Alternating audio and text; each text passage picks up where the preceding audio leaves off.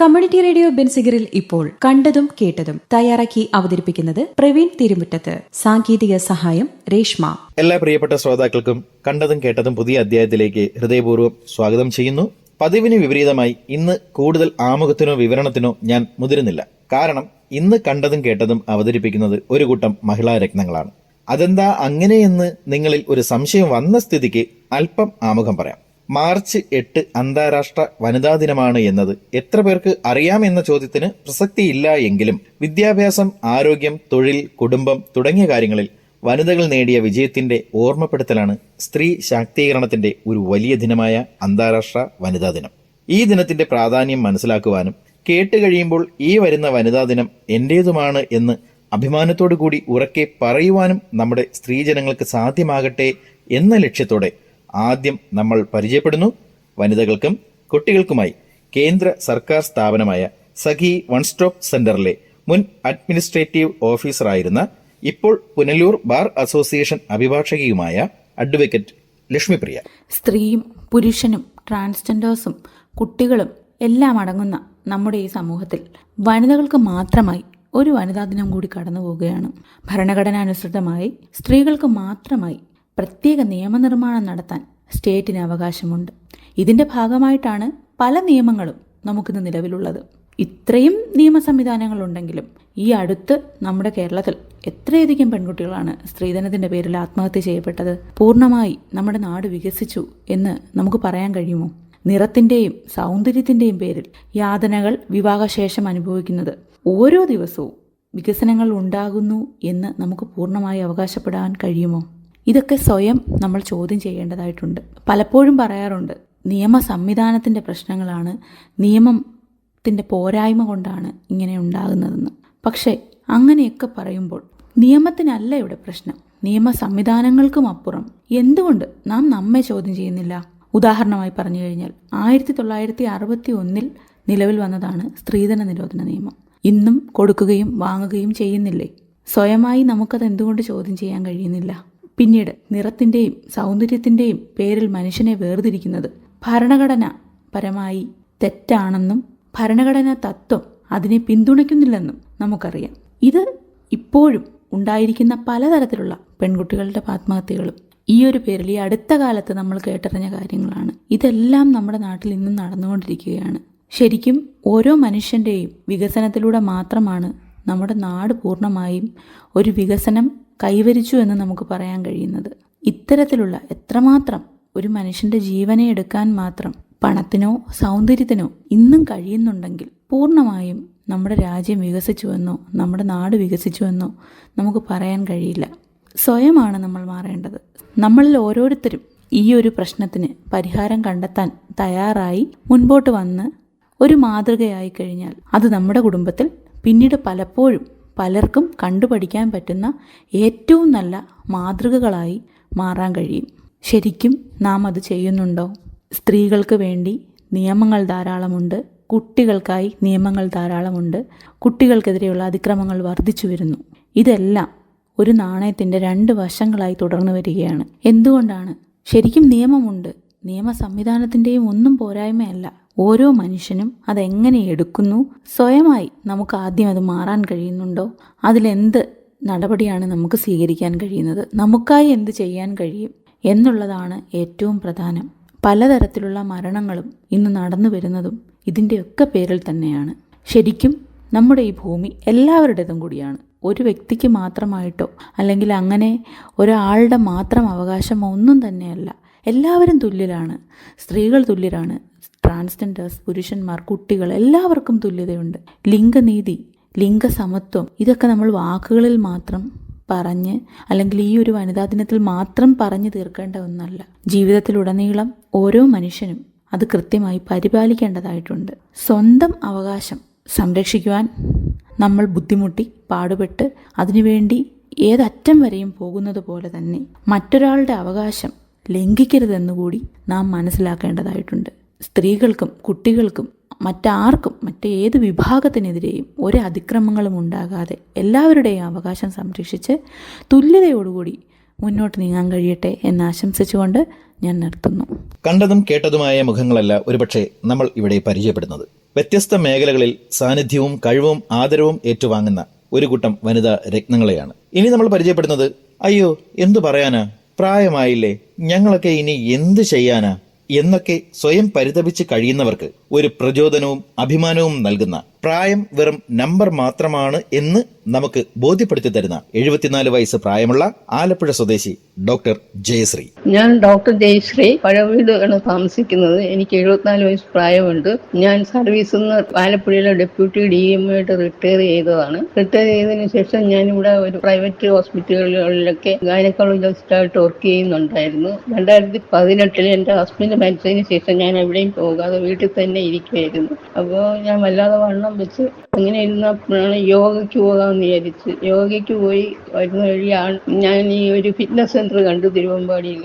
അങ്ങനെ അവിടെ ചെന്ന് ചേർന്നു. Core fitness centre Jimmy Das സാറിന്റെ കീഴിൽ ഞാൻ 2 വർഷമായിട്ട് എക്സസൈസ് ചെയ്യുകയാണ്. സാറ് പറഞ്ഞത് പോലെ തന്നെ ഞാൻ ഡയറ്ററി റെസ്ട്രിക്ഷൻസ് ഒക്കെ സ്ട്രിക്റ്റ് ആയിട്ട് ഫോളോ ചെയ്യുന്നുണ്ടായിരുന്നു. അവിടെ ജോയിൻ ചെയ്യുന്ന സമയത്ത് എനിക്ക് എല്ലാ അസുഖങ്ങളും ഉണ്ടായിരുന്നു. ഷുഗറും കൊളസ്ട്രോളും ഹൈപ്പർ ടെൻഷനും ഒക്കെ ഉണ്ടായിരുന്നു. വെയിറ്റ് കുറഞ്ഞപ്പോൾ അതെല്ലാം റെഡ്യൂസ് ചെയ്ത് ഒന്നുമില്ല, ഞാൻ നോർമലാ. അവിടെ പോകുമ്പോൾ പിന്നെ അവിടുത്തെ സാറിന്റെ ഇൻസിസ്റ്റൻസിൽ ഞാൻ അവിടെ വെയിറ്റ് ലിഫ്റ്റിംഗ് കോമ്പറ്റീഷന് ചേർന്ന് ജില്ലാതലത്തിൽ ഗോൾഡ് മെഡൽ കിട്ടി കഴിയുകയാണ്. ഇപ്പോഴും ഞാൻ അവിടെ പോയിക്കൊണ്ടിരിക്കുകയാണ്. അപ്പോൾ നമുക്ക് വിചാരിച്ചാൽ നമ്മൾ ഡയറ്ററി റെസ്ട്രിക്ഷൻസും എക്സസൈസും ഒക്കെ ചെയ്യുകയാണെങ്കിൽ നമുക്ക് എല്ലാ അസുഖവും നിന്നും മോചനം കിട്ടും.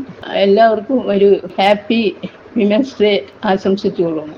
ഈ അന്താരാഷ്ട്ര വനിതാ ദിന വേളയിൽ ഇനി നമ്മൾ പരിചയപ്പെടുന്നത് ആലപ്പുഴ തിരുവമ്പാടി ജംഗ്ഷനിൽ പ്രവർത്തിക്കുന്ന കോർ ഫിറ്റ്നസ് സെന്ററിലെ ട്രെയിനറും power ലിഫ്റ്റിംഗിൽ national ചാമ്പ്യനുമായ Manjusha Jimmy.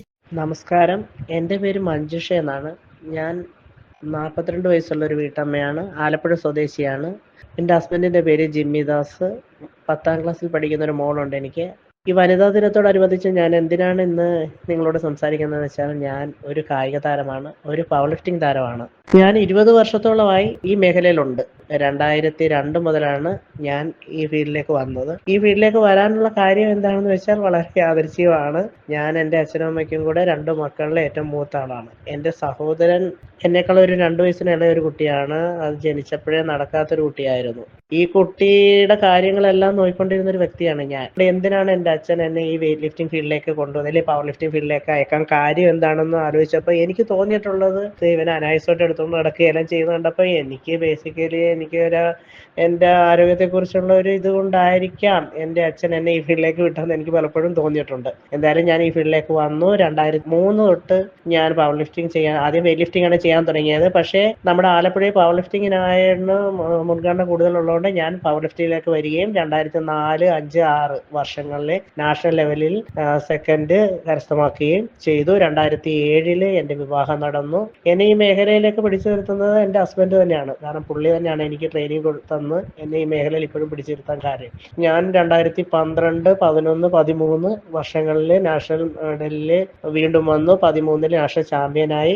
18 medal വന്നു, 19 വന്നു, 22, 23 കഴിഞ്ഞ വർഷം വരെ എനിക്ക് നാഷണൽ മെഡൽ ഉണ്ട്. ഇത്രയും വർഷം ഞാൻ നാഷണൽ മെഡൽ വന്നിട്ടും എനിക്ക് ഇതുവരെ ഒരു ജോലി സ്വന്തമാക്കാൻ സാധിച്ചിട്ടില്ല.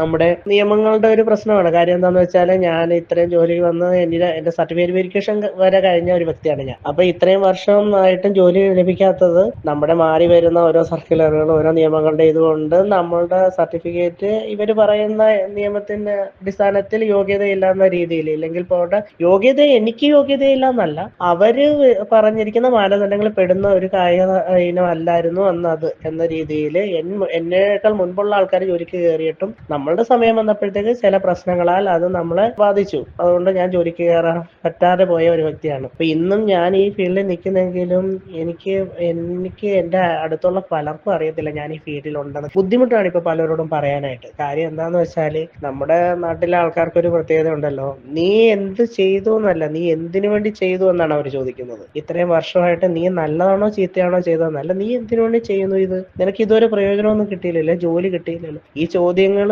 കേട്ട് മടുത്ത് എനിക്ക് സ്വയം ഒരു എന്താ പറയുന്ന ആൾക്കാരോട് പറയാൻ മടിയായി തുടങ്ങി. ഞാൻ ഈ ഫീൽഡിലുണ്ട്, അല്ലെങ്കിൽ ഞാൻ ഞാൻ ചെയ്ത് എനിക്ക് മെഡൽ വന്നു. അപ്പോൾ ഞാനിപ്പോൾ ഈ ഫീൽഡിൽ നിൽക്കുന്നത് എൻ്റെ സ്വന്തം സന്തോഷത്തിനും എൻ്റെ ആരോഗ്യം നോക്കാനും വേണ്ടിയുള്ള രീതിയിലായി മാറി എന്ന് പറഞ്ഞാൽ മതി. അതുകൊണ്ട് കഴിഞ്ഞ വർഷം വരെ ഞാൻ ഈ ഫീൽഡിൽ ഉണ്ടായിരുന്നു. എനിക്ക് നാഷണൽ ലെവലിൽ മെഡൽ വന്നു. അപ്പം എനിക്ക് ഇപ്പോൾ ആൾക്കാരോട്, ഈ വനിതകളോട് പ്രത്യേകിച്ച് പറയാനുള്ളത്, എന്താണോ നിങ്ങൾക്ക് ഏതെങ്കിലും ഒരു മേഖലയിൽ നിങ്ങളുടെ കഴിവ് തെളിയിക്കാൻ പറ്റുന്നത്, ആ മേഖലയിൽ നിങ്ങൾ നിൽക്കുക, നിങ്ങളുടെ കഴിവ് തെളിയിക്കുക, നിങ്ങൾ ആരോഗ്യത്തോടെ ഇരിക്കുക. നമ്മുടെ സമൂഹത്തിന്റെ ഒരു പ്രത്യേകത അറിയാമല്ലോ, മോശമായ കാര്യങ്ങൾ ചെയ്തു കഴിഞ്ഞാൽ അത് നിർത്തുമെന്ന് പറയാൻ ആരും തയ്യാറല്ല. എന്നാൽ നല്ല കാര്യങ്ങൾ ചെയ്താൽ നല്ലതാണെങ്കിൽ പോടെ നിങ്ങൾക്ക് പ്രയോജനം വന്നില്ലെങ്കിൽ എന്തിനാണ് ഇത് ചെയ്യുന്നത് എന്ന് ചോദിക്കുന്ന ഒരു കൂട്ടം ആൾക്കാരുടെ നടുക്കാണ് നമ്മൾ ജീവിക്കുന്നത്. അതുകൊണ്ട് നല്ലതാണെങ്കിൽ നിങ്ങൾ ആരെയും പേടിക്കാതെ അത് നല്ല രീതിയിൽ തന്നെ ചെയ്യുക, മുന്നോട്ട് പോവുക, എല്ലാവരും ആരോഗ്യത്തോടെ ഇരിക്കുക. എന്തെങ്കിലും ഒരു കായിക ഇനം എല്ലാ വനിതകളും ചെയ്യണമെന്ന് തന്നെയാണ് എൻ്റെ ഒരു അഭിപ്രായം. കാര്യം എന്നാലേ നമുക്ക് ഇനിയുള്ള കാലത്ത് ആരോഗ്യത്തോടെ ഇരിക്കാനും മുന്നോട്ട് പോകാനും സാധിക്കുകയുള്ളൂ. അതുകൊണ്ട് എല്ലാവർക്കും ഞാൻ നല്ല നാളെ ആശംസിച്ചുകൊണ്ട് എല്ലാവർക്കും എൻ്റെ വനിതാ ദിനാശംസകൾ. ഇനി നമുക്കൊരു കൊച്ചു മിടുക്കിയെ പരിചയപ്പെടാം. കുഞ്ഞു പ്രായത്തിൽ തന്നെ മെഡലുകളും അവാർഡുകളും സമ്മാനങ്ങളും വാരിക്കൂട്ടിയ, ഭാവിയിൽ ഒരു വലിയ കായിക പ്രതിഭയാകാൻ പോകുന്ന ഒരു മിടുക്കിക്കുട്ടി. എന്റെ പേര് ചന്ദ്രലേഖാജി. ഞാൻ ഗവൺമെന്റ് ഗേൾസ് HSS ആലപ്പുഴയിൽ 10ാം ക്ലാസ്സിൽ പഠിക്കുന്നു. എന്റെ അച്ഛന്റെ പേര് ജിമ്മിദാസ് എന്നും എന്റെ അമ്മയുടെ പേര് മഞ്ജുഷ എന്നുമാണ്. രണ്ടുപേരും പവർ ലിഫ്റ്റിംഗ് ദേശീയ ചാമ്പ്യന്മാരാണ്.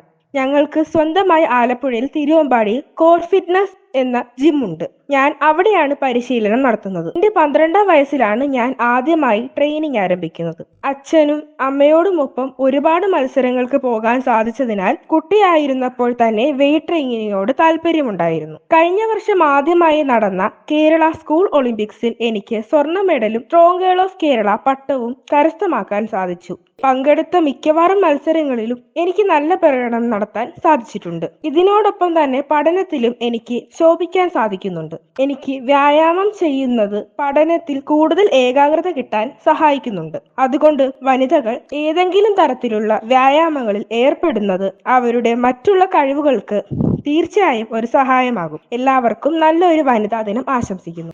നിരത്തുകളിൽ അമിത വേഗതയിൽ പാഞ്ഞു പോകുന്ന KSRTC ബസ്സുകളിൽ ഒന്ന് ബാലൻസ് ചെയ്ത് പിടിച്ചു നിൽക്കാൻ രണ്ട് കൈകളും പോരാതെ കഷ്ടപ്പെടുന്ന യാത്രക്കാർക്കിടയിലൂടെ ടിക്കറ്റുമായി അങ്ങോട്ടും ഇങ്ങോട്ടും അനായാസം നടക്കുന്ന കണ്ടക്ടർ നമുക്കൊരു കൗതുകം തന്നെയാണ്. അതൊരു വനിതാ കണ്ടക്ടർ ആണെങ്കിൽ നമ്മൾ അത്ഭുതത്തോടെ നോക്കി നിൽക്കും. ഞാൻ ആശ. എൻ്റെ സ്ഥലം ആറ്റിങ്ങലിനടുത്ത് മണമ്പൂരാണ്. ഞാൻ 9 വർഷമായി KSRTCയിൽ വനിതാ കണ്ടക്ടറായി ജോലി നോക്കുന്നു. KSRTC എന്ന് കേൾക്കുമ്പോഴേ അറിയാം പ്രതിസന്ധികളിലൂടെ കടന്നു പോകുന്ന ഒരു വ്യവസായം. എന്നാൽ ഒരു വനിതാ കണ്ടക്ടർ എന്ന നിലയിൽ നിന്ന് ഞാൻ ഏറെ അഭിമാനം കൊള്ളുന്നു. ഞാൻ ആദ്യമായി ജോലിയിൽ പ്രവേശിക്കുന്നത് ഇടുക്കി ജില്ലയിലെ തൊടുപുഴ യൂണിറ്റിലാണ്. അപ്പോൾ ആദ്യം അപ്പോയിൻമെൻ്റ് ഓർഡർ കയ്യിൽ കിട്ടുമ്പോൾ ഒരു കൺഫ്യൂഷനായിരുന്നു, പോകണോ വേണ്ടയോ എന്നുള്ളത്. കാരണം തിരുവനന്തപുരം ജില്ലയിൽ നിന്ന് ഞാനെങ്ങനെ ഇടുക്കി ജില്ലയിൽ പോയി ജോലി ചെയ്യും? ഇടുക്കി ജില്ലയെക്കുറിച്ച് ചെറിയ ക്ലാസ്സുകളിൽ കേട്ടിട്ടുള്ളത് കാടും മലകളും നിറഞ്ഞ നാട് എന്നൊക്കെയാണ്. അങ്ങനെയൊക്കെ ഒരു ഭയമൊക്കെ ഉള്ളിലുണ്ടായിരുന്നു. എന്നാൽ കുടുംബത്തിൽ നിന്ന് നല്ല സപ്പോർട്ടായിരുന്നു. ഹസ്ബൻഡ് വിദേശത്താണ്. അദ്ദേഹം പറഞ്ഞത് എനിക്കിഷ്ടമാണെങ്കിൽ പോകാമെന്ന് എന്നോട് പറഞ്ഞു. വീട്ടിൽ നിന്ന് അച്ഛനും അമ്മയും നല്ല സപ്പോർട്ടായിരുന്നു. എൻ്റെ കുടുംബത്തിൻ്റെ സപ്പോർട്ട് ഒന്നുകൊണ്ട് മാത്രം 2 മക്കള് ചെറുതായിരുന്നിട്ട് കൂടി എനിക്ക് ഇവിടെ നിന്ന് തൊടുപുഴ യൂണിറ്റിൽ പോയി ജോലി ചെയ്യാൻ സാധിച്ചു. ഇതിനേക്കാൾ ഉപരി തൊടുപുഴ യൂണിറ്റിലെ എൻ്റെ സുപ്പീരിയർ ഓഫീസേഴ്സ് ആയാലും സഹപ്രവർത്തകരായാലും എല്ലാവരും തന്നെ ജോലിക്ക് വേണ്ട മാർഗനിർദ്ദേശങ്ങൾ നൽകുന്നതിനും ആ ജോലി ചെയ്യാനുള്ള എല്ലാ ഹെൽപ്പും അവർ അന്ന് കാണിച്ചു. അന്ന് അവർ കാണിച്ച ആ സന്മനസ്സാണ് ഇന്നും ആ ജോലി നല്ല രീതിയിൽ ചെയ്യുന്നതിനും അത് തുടരാനും എനിക്ക് സാധിക്കുന്നത്. ഇന്ന് എൻ്റെ ഹോം ഡിപ്പോയായ ആറ്റിങ്ങൽ യൂണിറ്റിലാണ് ജോലി ചെയ്യുന്നത്. അപ്പോൾ എല്ലാ ജോലിക്കും അതിൻ്റെതായ ബുദ്ധിമുട്ട് ഉണ്ട് എന്നതുപോലെ കണ്ടക്ടർ ജോലിക്കും അതിൻ്റെതായ ബുദ്ധിമുട്ടുണ്ട് എന്ന് വിശ്വസിക്കുന്ന ഒരാളാണ് ഞാൻ. അതായത് പൊതുസമൂഹത്തോട് ഏറ്റവും കൂടുതൽ അടുത്തിടപഴകുന്ന ഒരു ജോലിയാണ് കണ്ടക്ടർ ജോലി എന്ന് പറയുന്നത്. അപ്പോൾ തന്നെ പല തരത്തിലുള്ള സ്വഭാവമുള്ള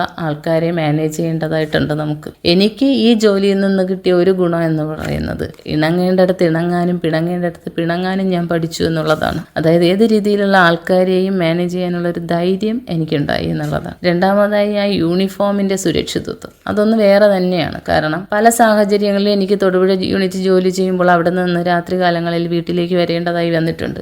ആ സമയങ്ങളിലൊക്കെ ആ യൂണിഫോം ഇട്ടുകൊണ്ട് യാത്ര ചെയ്യുമ്പോൾ ഏത് രാത്രിയായാലും നമുക്കുണ്ടാകുന്ന സുരക്ഷിതത്വം എന്ന് പറയുന്നത് അത് ഈ ജോലി കിട്ടിയത് കൊണ്ട് മാത്രം എനിക്ക് കിട്ടിയ ഗുണമാണത്. അപ്പോൾ ഇന്നും ഞാൻ എൻ്റെ ജോലി നല്ലതുപോലെ എൻജോയ് ചെയ്ത് തന്നെയാണ് ചെയ്യുന്നത്. ഞാൻ വളരെയേറെ ഹാപ്പിയാണതിൽ. പിന്നെ എനിക്കിന്ന് നമ്മുടെ വനിതാ സമൂഹത്തോട് പറയാനുള്ളത്, നമ്മൾ സ്വന്തമായി ഏൺ ചെയ്യുകയോ പണമോ പ്രശസ്തിയോ ഉണ്ടാകുമോ എന്നത് മാത്രമല്ല നമ്മുടെ ജീവിത വിജയം എന്ന് പറയുന്നത്. നമുക്ക് മറ്റുള്ളവരിൽ എന്തെല്ലാം നല്ല മാറ്റങ്ങൾ ഉണ്ടാക്കിയെടുക്കാൻ കഴിയും, അതാണ് നമ്മുടെ ജീവിത വിജയം എന്ന് പറയുന്നത്. ഒരു കുഞ്ഞ് ജനിക്കുമ്പോൾ തന്നെ അമ്മയുടെ അടുത്താണ് ഏറ്റവും കൂടുതൽ ആ കുഞ്ഞ് സമയം ചെലവഴിക്കുന്നത്. അപ്പോൾ അവനിലേക്ക് നന്മയുടെ വിത്തുകൾ നൽകാനായിട്ട് അമ്മയ്ക്ക് കഴിയുന്നത് പോലെ മറ്റാർക്കും കഴിയില്ല. അതുപോലെ തന്നെ ഏറ്റവും കൂടുതൽ വേദനിച്ചിരിക്കുന്ന ഒരാളിന് അവരുടെ വേദന മാറ്റുന്ന തരത്തിലുള്ള പെരുമാറ്റത്തിലൂടെ അവരുടെ വേദനയെ കുറയ്ക്കാൻ കഴിയുന്നത് ഒരു സ്ത്രീയോളം കഴിവ് മറ്റാർക്കും ഇല്ലെന്നാണ് എനിക്ക് വിശ്വസിക്കാൻ പറ്റുന്നത്. ഇത് നമ്മുടെ വ്യക്തിത്വത്തെയോ അല്ലെങ്കിൽ നമ്മുടെ ഇഷ്ടാനിഷ്ടങ്ങളെയോ ഒഴിവാക്കിക്കൊണ്ട് നമ്മൾ മറ്റുള്ളവർക്ക് വേണ്ടി ജീവിക്കരുത് എന്നും കൂടി ഒന്ന് പറയാനുണ്ട്. നമ്മുടെ ഇഷ്ടാനിഷ്ടങ്ങളോടൊപ്പം തന്നെ നാം കുടുംബത്തെയും മുന്നോട്ട് കൊണ്ടുപോവുക എന്നുള്ളതാണ് എനിക്കിവിടെ പറയാനുള്ളത്. പല സ്ഥലങ്ങളിലും ഇന്ന് സ്ത്രീകൾ ചൂഷണം ചെയ്യപ്പെടുന്നുണ്ട്. ശബ്ദിക്കേണ്ടടുത്ത് ശബ്ദിക്കുന്നതിനും അനീതിക്കെതിരെ പോരാടുന്നതിനും അതുപോലെ തെറ്റുകൾ, ഒരു സമൂഹത്തിലെ തെറ്റുകൾ ചൂണ്ടിക്കാണിക്കുന്നതിനും നമുക്ക് കഴിയണം. അപ്പോൾ ഏതൊരു സ്ത്രീയും അവരുടെ ഉള്ളിലുള്ള കഴിവുകളെ തിരിച്ചറിഞ്ഞുകൊണ്ട് ആ മേഖലയിൽ മുന്നോട്ട് പോവുക എന്നാണ് എനിക്ക് പറയാനുള്ളത്. ഈ വനിതാ ദിനത്തിൽ മികവിൻ്റെ ഉയരങ്ങൾ കീഴടക്കാൻ നമുക്കൊരുമിച്ച് തീരുമാനമെടുക്കാം. എല്ലാ വനിതകൾക്കും എൻ്റെ വനിതാ ദിന ആശംസകൾ. തിങ്ങിഞ്ഞെരുങ്ങിയ യാത്രക്കാരെയും കൊണ്ട് ഒരു ബസ്സിന് യാത്ര ചെയ്യണമെങ്കിൽ യാത്രക്കാരും കണ്ടക്ടറും മാത്രം പോരല്ലോ, തിക്കിലും തിരക്കിലും ശ്രദ്ധയും സൂക്ഷ്മതയും മനോധൈര്യവും കൈമുതലായ ഒരു ഡ്രൈവറും വേണം. എൻ്റെ പേര് കൃതി. ഞാൻ KSRTC സ്വിഫ്റ്റ് ആറ്റിങ്ങൽ ഡിപ്പോയിൽ ഡ്രൈവറായി ജോലി ചെയ്തു വരുന്നു. എൻ്റെ നേറ്റീവ് പ്ലേസും ആറ്റിങ്ങൽ തന്നെയാണ്. നമുക്കെല്ലാവർക്കും അറിയാം, March 8 ഇന്റർനാഷണൽ വുമൻസ് ഡേ ആണ്. എനിക്ക് ഒത്തിരി അഭിമാനം തോന്നുന്നൊരു നിമിഷം കൂടിയാണിത്. കാരണം ഞാൻ ഈ ഒരു ഫീൽഡിലേക്ക് വരുമെന്നോ ഡ്രൈവർ എന്നൊരു പോസ്റ്റിലേക്ക് എത്തുമെന്നോ ഒരിക്കലും ഞാൻ പ്രതീക്ഷിച്ചിരുന്ന ഒരാളെ അല്ല. സാധാരണ ഒരു ഹൗസ് വൈഫായി വീട്ടിലെ കാര്യങ്ങളും കുട്ടികളെ കാര്യങ്ങളും നോക്കി പോയിക്കൊണ്ടിരുന്ന ഒരാൾ കൂടിയാണ് ഞാൻ. ഇന്ന് അതിനോടൊപ്പം തന്നെ ഒരു ജോലി കൂടി ചെയ്ത് മുന്നോട്ട് പോകാൻ സാധിക്കുന്നുണ്ട്. ഇന്ന് ഈ ഒരു ഡ്രൈവർ എന്നുള്ളൊരു പോസ്റ്റിലിരിക്കുമ്പോൾ ഒത്തിരി സന്തോഷം തോന്നുന്നുണ്ട്. നമ്മുടെ കൂടെയുള്ള സഹപ്രവർത്തകരായാലും നമുക്ക് ചുറ്റുമുള്ള പല ആൾക്കാരായാലും നമുക്ക് തരുന്നൊരു റെസ്പെക്റ്റ് ഉണ്ട്. വലിയൊരു നേട്ടമാണ് എന്നെ സംബന്ധിച്ചിടത്തോളം. കാരണം ഞാൻ ഒരിക്കലും ഈ ഒരു ലോട്ട് എത്തുമെന്ന് പ്രതീക്ഷിച്ച ഒരാളേ അല്ല. നമുക്ക് പല കഴിവുകളും കാണും. നമ്മുടെ എന്തൊക്കെയാണ് നമ്മുടെ കഴിവുകളെന്ന് കണ്ടെത്തി മുന്നോട്ട് അല്ലെങ്കിൽ ആ ഒരു ഫീൽഡിലേക്ക് നമ്മൾ പോവുകയോ അല്ലെങ്കിൽ നമുക്ക് ചുറ്റുമുള്ളവർ നമുക്ക് അതിലേക്ക് പോകാനുള്ളൊരു വഴി കാട്ടുകയാണ് ചെയ്യേണ്ടത്. എന്നെ സംബന്ധിച്ചിടത്തോളം എനിക്ക് ഈ ഒരു ഫീൽഡിലേക്ക് ഇറങ്ങാൻ സഹായിച്ചത് ഹസ്ബൻഡിന്റെ അമ്മയും റിലേറ്റീവ്സും എല്ലാവരും കൂടിയാണ്. ഇന്ന് ഞാൻ അതൊരു അഭിമാനത്തോടു കൂടി ആ ഒരു ജോലി ചെയ്തു വരുന്നു. പണ്ടുമതേ ഇന്നുമതേ റെയിൽവേ സ്റ്റേഷനിൽ ചെന്ന് നിൽക്കുമ്പോൾ ട്രെയിൻ എന്ന വാഹനം ഒരു അത്ഭുതം തന്നെയാണ്. ട്രെയിനിന്റെ എഞ്ചിനും അതിനകവും അത് ഓടിക്കുന്നവരെ കാണാനുള്ള കൗതുകവും ആഗ്രഹവും എല്ലാവർക്കും കാണും. കോളേജിൽ പോകാൻ ദിവസവും ട്രെയിനിൽ യാത്ര ചെയ്യുമ്പോൾ ചിലപ്പോഴൊക്കെ ട്രെയിൻ എഞ്ചിന്റെ ലോക്കോ ക്യാബിനിൽ ഒന്ന് നോക്കിയും യാത്ര ചെയ്തിരുന്ന നിമ്മി എന്ന പെൺകുട്ടി. സ്വപ്നത്തിൽ പോലും നിമ്മി കരുതിയിരുന്നില്ല ഒരു ട്രെയിനിന്റെ ലോക്കോ പൈലറ്റ് ആകുമെന്ന്. അതും ഒരു സ്റ്റേഷനിൽ നിന്നും നമ്മുടെ കൺമുന്നിൽ നിന്നും ഓടി മാറാൻ മിനിറ്റുകൾ ദൈർഘ്യമെടുക്കുന്ന goods train loco pilot Nimmi. നമസ്കാരം, എന്റെ പേര് നിമ്മി. സ്വദേശം തിരുവനന്തപുരം ജില്ലയിൽ വർക്കല താലൂക്കിൽ മണമ്പൂർ എന്ന കൊച്ചു ഗ്രാമം. ഞാനൊരു ലോക്കോ പൈലറ്റ് ആണ്. തമിഴ്നാട്ടിൽ സേലം ഡിവിഷനിൽ ഈറോഡാണ് ജോലി ചെയ്യുന്നത്. ഈ വനിതാ ദിനത്തിൽ വ്യത്യസ്ത ഫീൽഡിൽ നിന്ന് വർക്ക് ചെയ്യുന്ന വനിതകളെ ഉൾക്കൊള്ളിച്ചുകൊണ്ട് FM റേഡിയോ അവതരിപ്പിക്കുന്ന പരിപാടിയിൽ പങ്കെടുക്കാൻ സാധിച്ചതിൽ അഭിമാനമുണ്ട്. പ്രത്യേകിച്ചും വനിതകൾ അധികം കടന്നു വരാത്ത ഒരു ജോലിയാണിത്. അതിന് കാരണമുണ്ട്. ഹൈ റിസ്ക് ഉള്ള ഒരു ജോലി കൂടിയാണ് ലോക്കോ പൈലറ്റിന്റേത്. വനിതകളെ സംബന്ധിച്ച് ഏത് സമയത്തും ജോലിക്ക് പോവുകയും വരികയും ചെയ്യുന്നത് സേഫ്റ്റിയെ ബാധിക്കുന്ന ഒരു കാര്യം കൂടിയാണ്. ഞാനിപ്പോൾ ഗുഡ്സ് ട്രെയിൻ ആണ് ഓടിക്കുന്നത്. കറക്റ്റായിട്ട് ഒരു ടൈം ഷെഡ്യൂൾ ഇല്ലാത്തതിനാൽ തന്നെ എപ്പോൾ ഡ്യൂട്ടിക്ക് പോകുമെന്നോ എപ്പോൾ തിരികെ വരുമെന്നോ മുൻകൂട്ടി പറയാൻ സാധിക്കും. ചിലപ്പോൾ 3 ദിവസമായിട്ടായിരിക്കും തിരികെ വരുന്നത്. അങ്ങനെ വരുമ്പോൾ ഫാമിലിയെയും ജോലിയെയും ഒരുമിച്ച് കൊണ്ടുപോവുക എന്നത് വലിയ ടാസ്ക് തന്നെയാണ്. പക്ഷെ ഞാൻ ആ റിസ്ക് ഏറ്റെടുത്തുകൊണ്ട് 12 വർഷമായി ജോലി ചെയ്യുകയാണ്. എന്റെ കുടുംബത്തിന്റെ പൂർണ്ണ പിന്തുണ എനിക്കുണ്ട്. ഞാൻ വണ്ടി ഓടിച്ചുകൊണ്ട് പോകുമ്പോൾ പബ്ലിക്കിൽ നിന്നും കിട്ടുന്ന റെസ്പെക്ട് വളരെയധികം അഭിമാനം നൽകുന്നുമുണ്ട്. ഒരു ഗുഡ്സ് ട്രെയിൻ കടന്നു പോകുമ്പോൾ എല്ലാവരും നോക്കി നിൽക്കുന്നത് ഒന്നാണ്, അത് എത്ര ടൈം എടുക്കുമെന്ന് കടന്നു കിട്ടാൻ. അതുപോലെ ബുദ്ധിമുട്ട് തന്നെയാണ് ആ ട്രെയിൻ ഡെസ്റ്റിനേഷനിൽ എത്തിക്കാൻ ഒരു ലോക്കോ പൈലറ്റ് എടുക്കുന്ന എഫോർട്ടും. ഞാൻ സേലം ഡിവിഷനിലെ ആദ്യത്തെ വനിതാ ലോക്കോ പൈലറ്റാണ്. അതിന്റെ അഭിമാനം വളരെ വലുതാണ്. ഈ വനിതാ ദിനത്തിൽ എനിക്ക് പറയാനുള്ളത്, ജോലി എന്തുമായിക്കോട്ടെ സ്വന്തമായി ഒരു വരുമാനം ഉണ്ടാക്കുക എന്നത് ഓരോ വനിതയുടെയും ലക്ഷ്യമായിരിക്കണം. അത് നമുക്ക് തരുന്ന ആത്മാഭിമാനം ഉണ്ടല്ലോ, അത് കുറച്ചൊന്നുമല്ല. ആരുടെ മുന്നിലും കൈനീട്ടാതെ ജീവിക്കാനുള്ള ഒരു വിൽ പവർ ഉണ്ടാകാൻ പ്രാർത്ഥിച്ചുകൊണ്ട് വനിതാ ദിനാശംസകൾ നേർന്നുകൊണ്ട് നിർത്തുന്നു.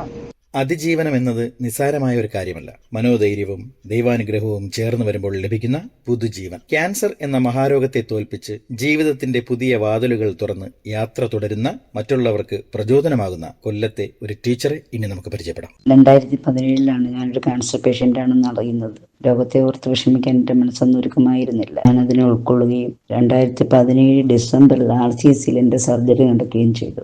12 കീമോ പറഞ്ഞിരുന്നെങ്കിലും 4 കീമോ കഴിഞ്ഞപ്പോൾ എനിക്ക് ശ്വാസതടസ്സം അനുഭവപ്പെടുകയും ഞാൻ അവിടെ അഡ്മിറ്റ് ചെയ്യുകയും ചെയ്തു.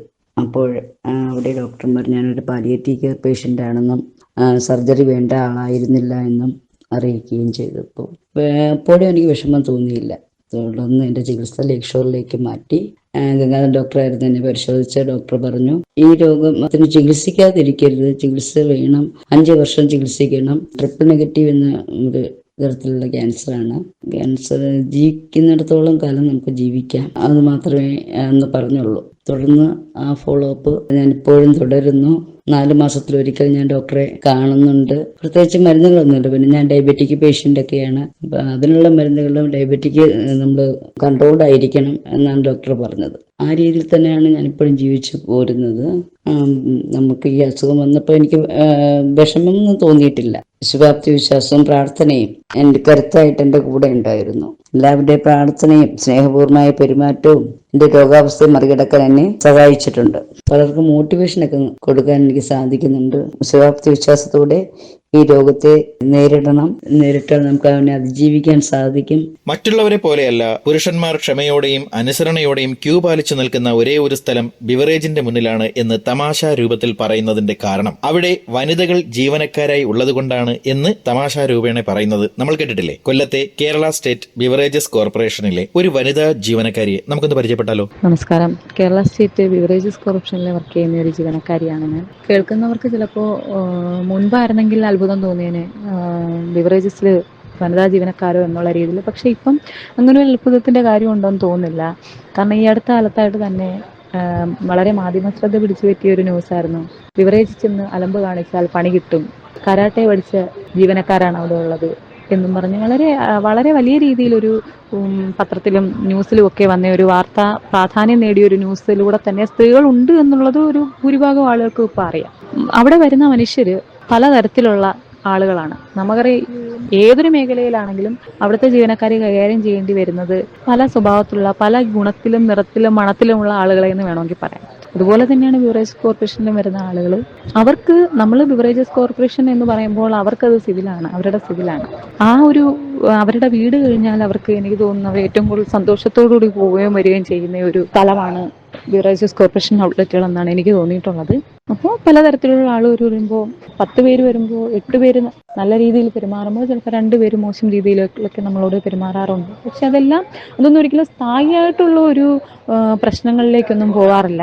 ഇന്ന് വന്ന് പ്രശ്നങ്ങൾ ഉണ്ടാക്കുന്നവർ തന്നെ അവർ നാളെ വരുമ്പോൾ പെങ്ങളെ അല്ലെ ചേച്ചി എന്ന് വിളിച്ചുകൊണ്ടാണ് അവർ വരുന്നത്. അതുകൊണ്ട് തന്നെ അവിടെ വരുന്ന മനുഷ്യരുടെ മാനസികാവസ്ഥ, അന്നേരത്തെ മാനസികാവസ്ഥ അനുസരിച്ചായിരിക്കും അവർ പലപ്പോഴും നമ്മളോട് പെരുമാറാറുള്ളത്. ആദ്യ കാലഘട്ടങ്ങളിലൊക്കെ ചിലപ്പോൾ നമുക്കതൊരു വിഷമമായും അതൊരു ഭയങ്കരമായിട്ടുള്ള മാനസിക സമ്മർദ്ദത്തിലേക്കൊക്കെ പോവുമെങ്കിലും പോകെ നമ്മൾ ആ ഒരു രീതിയോട് നമ്മൾ പൊരുത്തപ്പെടാൻ തുടങ്ങും. പിന്നീട് നമുക്ക് ആ വർക്കിൻ്റെ പ്രഷറും ആ ആളുകളുടെ പെരുമാറ്റമൊക്കെ നമുക്ക് യൂഷ്വലായിട്ടുള്ളൊരു കാര്യമായിട്ട് മാറും. പിന്നെ പണ്ട് ഉള്ളതുപോലെ സ്ത്രീകൾ വീട്ടിലെ കാര്യങ്ങൾ നോക്കി, മക്കളെ നോക്കി വീട്ടിൽ ഇരിക്കുക, പുരുഷന്മാർ പോയി അധ്വാനിച്ചു കൊണ്ടുവന്ന് കുടുംബം നടത്തുക എന്ന് പറഞ്ഞൊരു ഒരു കോൺസെപ്റ്റ് ഒക്കെ മാറിയിട്ട് ഇപ്പോൾ ഒരുപാട് കാലമായി. രണ്ടുപേരും ഒരേ രീതിയിൽ മുമ്പോട്ട് പോവുക എന്നുള്ള ഒരു രീതിയിൽ സ്ത്രീകൾ കൂടുതൽ ഇൻഡിപെൻഡൻ്റ് ആവാൻ ആഗ്രഹിക്കുന്നവർ തന്നെയാണ് ഇപ്പോൾ കൂടുതൽ. അവർക്ക് സ്വന്തമായിട്ടൊരു നിലനിൽപ്പ് വേണം, ജോലി വേണം, അതിനുവേണ്ടി പരിശ്രമിക്കാൻ തയ്യാറാണ്, ആ ജോലി നേടിയെടുക്കാൻ തയ്യാറാണ്. അങ്ങനെയുള്ളപ്പോൾ ആ ജോലി നിലനിർത്തിക്കൊണ്ട് പോവുക, ആ ജോലിയിലെ നെഗറ്റീവും പോസിറ്റീവും ഒരുപോലെ ആക്സെപ്റ്റ് ചെയ്ത് മുമ്പോട്ട് പോകാനുള്ള ആ ഒരു ചിന്താഗതി തന്നെയാണ് ഇപ്പം എനിക്ക് തോന്നുന്നു കൂടുതൽ പേർക്കും ഉള്ളത്. ഒരു ജോലി വേണം എന്നുള്ള ചിന്താഗതിയോടുകൂടി തന്നെയാണ് ഇപ്പോൾ കുട്ടികൾ എനിക്ക് തോന്നുന്നു അവരുടെ ഒരു ഗ്രോയിങ് സ്റ്റേജിൽ തന്നെ, അവരുടെ ഒരു പഠിത്തത്തിൻ്റെ ആ തുടക്കകാലങ്ങളിൽ തന്നെ നമുക്കൊരു ജോലി വേണം, നമുക്ക് ഇന്നൊരു രീതിയിൽ ഇന്നൊരു മേഖലയിലോട്ട് നമുക്ക് പോകണം എന്ന് വിചാരിച്ചുകൊണ്ട് തന്നെയാണ് അവർ വരുന്നതെന്നാണ് എനിക്ക് തോന്നിയിട്ടുള്ളത്. അങ്ങനെ വെച്ച് നോക്കുമ്പോൾ നമ്മൾ ഈ ജോലി ആസ്വദിച്ച് തന്നെയാണ് ചെയ്യുന്നതെന്ന് വേണമെങ്കിൽ പറയാം. പിന്നെ എല്ലാ മേഖലയിലും ഉള്ളതുപോലെ തന്നെ പ്രശ്നങ്ങളും ഒക്കെ ഉണ്ടാകുന്ന ഒരു മേഖല തന്നെയാണിത്. പിന്നെ എനിക്ക് തോന്നുന്നു ഈ ആളുകളും കുറേയൊക്കെ ആകുമ്പോഴത്തേനും അവരുടെ മനോഭാവത്തിലും നമ്മളോട് ആദ്യമേ നിങ്ങൾക്ക് എന്തിനാണ് ഈ ജോലി, നിങ്ങൾക്ക് ഇവിടെ ജോലി കിട്ടിയുള്ളൂ എന്നൊക്കെ ചോദിക്കുന്ന ആളുകളും ഉണ്ടായിരുന്നു. അവരൊക്കെ തന്നെ ഇപ്പോൾ വരുമ്പം ഒരു ജോലി നമ്മുടെ ആവശ്യമാണ്, നമ്മളൊരു റെസ്പെക്റ്റോടുകൂടി തന്നെയാണ് അവർ നമ്മളിപ്പോൾ കാണുന്നത്. പിന്നെ ഈ പറയുന്ന കണക്ക് സ്ത്രീകളാണ് എന്നുള്ളൊരു രീതിയിൽ നമ്മളെ മോശമായിട്ട് നമ്മളോട് പെരുമാറുകയോ അങ്ങനെ ഒരു സ്ത്രീകളെന്നുള്ളൊരു രീതിയിൽ നമുക്കൊരു ബാഡ് എക്സ്പീരിയൻസ് ഉണ്ടാവുകയോ ഒന്നും അധികമായിട്ട് കാണാറില്ല. പിന്നെ ഓരോ സ്ഥലത്തെ ആളുകളുടെ സ്വഭാവവും ഓരോ സ്ഥലത്തിൻ്റെ സ്വഭാവവും ഒക്കെ അനുസരിച്ചും കുറേയൊക്കെ ആളുകൾ പെരുമാറുന്നത്. അപ്പോൾ ആ രീതിയിൽ പല സ്ഥലത്തെ ജോലി ചെയ്യുന്നവർക്ക് പലതരം അനുഭവങ്ങളുണ്ടാവും. എങ്കിലും മൊത്തത്തിൽ നോക്കുകയാണെന്നുണ്ടെങ്കിൽ മറ്റേതൊരു ജോലിയും പോലെ തന്നെ നമ്മൾ പരിശ്രമിച്ച് നേടിയ ജോലി നമുക്കതിനുള്ള റെസ്പെക്റ്റും നമുക്കതിനുള്ള എല്ലാ വാല്യൂവും കിട്ടുന്നുണ്ടെന്ന് തന്നെയാണ് എനിക്ക് തോന്നുന്നത്. കൂടുതലും രസകരമായിട്ടുള്ള സംഭവങ്ങൾ ഉണ്ടാവാറുണ്ട്. സാധാരണക്കാരായ മനുഷ്യരാണ് കൂടുതലും വരുന്നത്. അപ്പോൾ സാധാരണപ്പെട്ട സംഭവങ്ങളാണ് ഉണ്ടാകുന്നത്. വളരെ അപൂർവമായിട്ടേ നമുക്ക് തീർത്തും അംഗീകരിക്കാൻ കഴിയാത്ത കാര്യങ്ങളൊക്കെ ഉണ്ടാവാറുള്ളൂ. എന്നത് എല്ലാവർക്കും എൻ്റെ വനിതാ ദിനാശംസ. ഇവിടെ തീരുന്നില്ല വനിതകളുടെ വിജയവും ചരിത്രവും. പൊതുസമൂഹത്തിലും ജീവിത വിജയത്തിലും പ്രവർത്തന മേഖലകളിലും വനിതകളുടെ അഥവാ സ്ത്രീ സമൂഹത്തിന്റെ വിജയക്കൊടികൾ ഇനിയും ഉയർന്നു തന്നെ നിൽക്കും. വനിതകളുടെ വിജയം ആഘോഷിക്കുന്നവർ തന്നെയാണ് ഇന്ന് ഇന്ത്യൻ സമൂഹം മുഴുവനും. ജാതിമത രാഷ്ട്രീയ ഭേദമന്യേ, വർഗ സമൂഹ ഭേദമന്യേ സമത്വത്തിന്റെ പാതയിൽ മുന്നേറുന്ന നമ്മുടെ സ്ത്രീ സമൂഹത്തിന് ഇനിയും ഉയർച്ചയുടെ പടവുകൾ കയറുവാൻ നമുക്ക് എല്ലാവർക്കും നന്മ നിറഞ്ഞ മനസ്സോടെ ഒരുമിച്ച് നിൽക്കാം എന്നതാകണം ഓരോ വനിതാ ദിനവും. വീടിനു വേണ്ടി, മക്കൾക്ക് വേണ്ടി, പൊതുസമൂഹത്തിനു വേണ്ടി, നമ്മുടെ നാടിനു വേണ്ടി നിലകൊള്ളുന്ന വനിതകൾക്കായി വർഷത്തിലെ ഒരു ദിനം മാത്രമല്ല വനിതാ ദിനം, എല്ലാ ദിവസവും വനിതാ ദിനം തന്നെയാണ്. ഞാനും ഒരു വനിതാ രത്നമാണ് എന്ന് ഇത് കേട്ടുകൊണ്ടിരിക്കുന്ന എല്ലാ വനിതാ രത്നങ്ങൾക്കായും മാർച്ച് 8 അന്താരാഷ്ട്ര വനിതാ ദിന ആശംസകൾ നേർന്നുകൊണ്ട് കണ്ടതും കേട്ടതും ഇന്നിവിടെ പൂർണ്ണമാകുന്നു. സ്നേഹപൂർവ്വം, പ്രവീൺ തിരുമുറ്റത്ത്.